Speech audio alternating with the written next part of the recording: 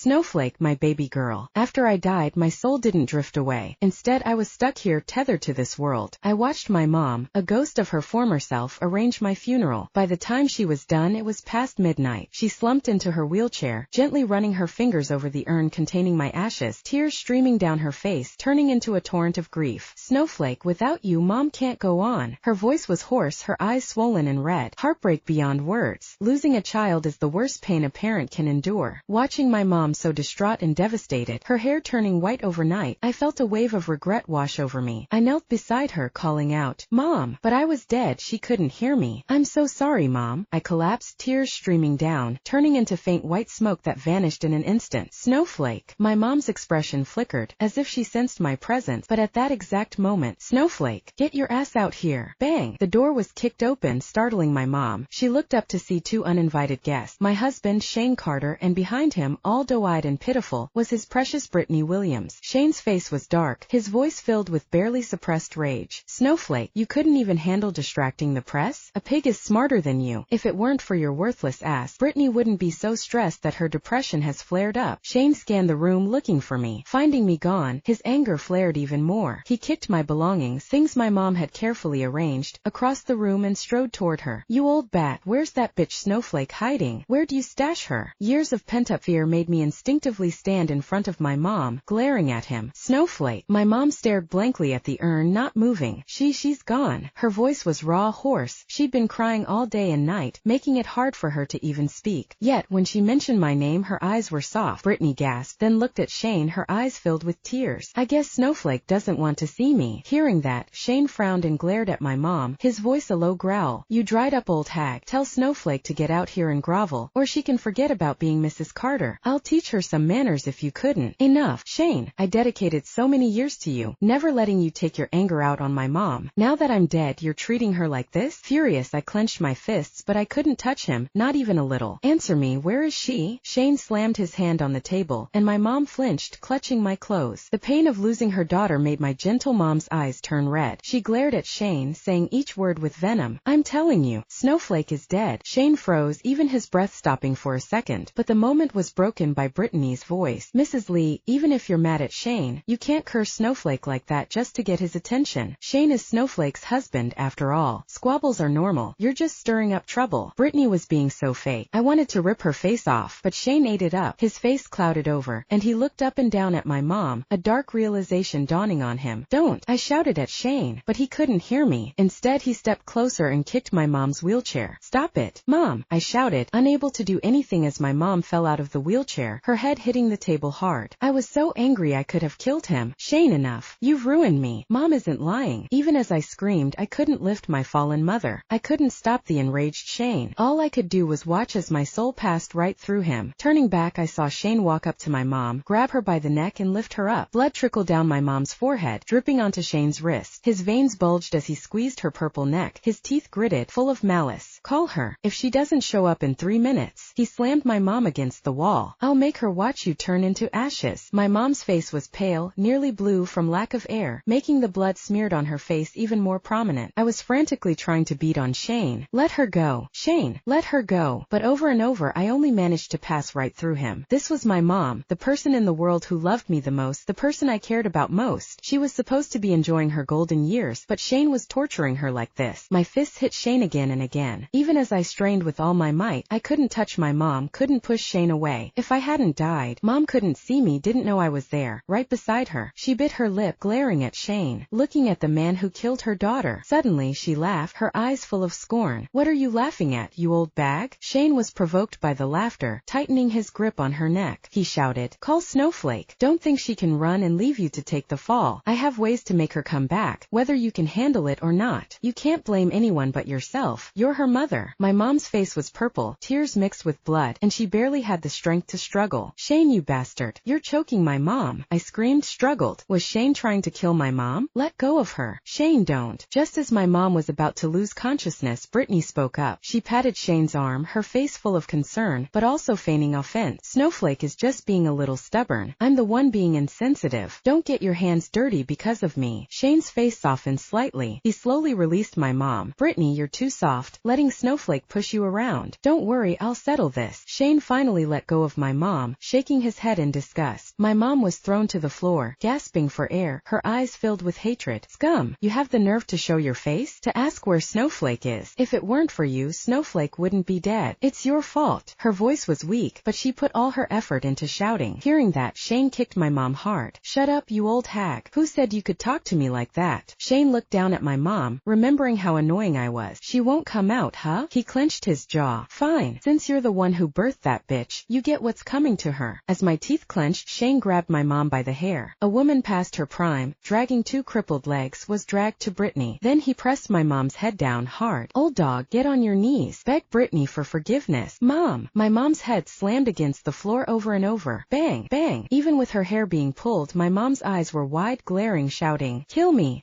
if you have the guts. Then I can see Snowflake. Blood streamed down my mom's forehead. She screamed. Shane was furious, pressing her head harder, as if trying to smash her brains out. The floor was covered in blood, all my mom's blood and tears. I knelt on the floor, crying, my tears blurring my vision. I wanted to lift my mom up, but no matter how hard I tried, my hands only passed through her. I'm dead. Why am I already dead? Heaven, why do you deny me even this one simple request, to lift up my mom? I just wanted to help my mom, didn't want to see her humiliated like this. I was going crazy. Why wasn't Shane the one who died? I'd never hated him so much. Not even when I caught him in bed with Brittany had I hated him this much. He killed me, and now he wanted to kill my mom. I wanted to kill him.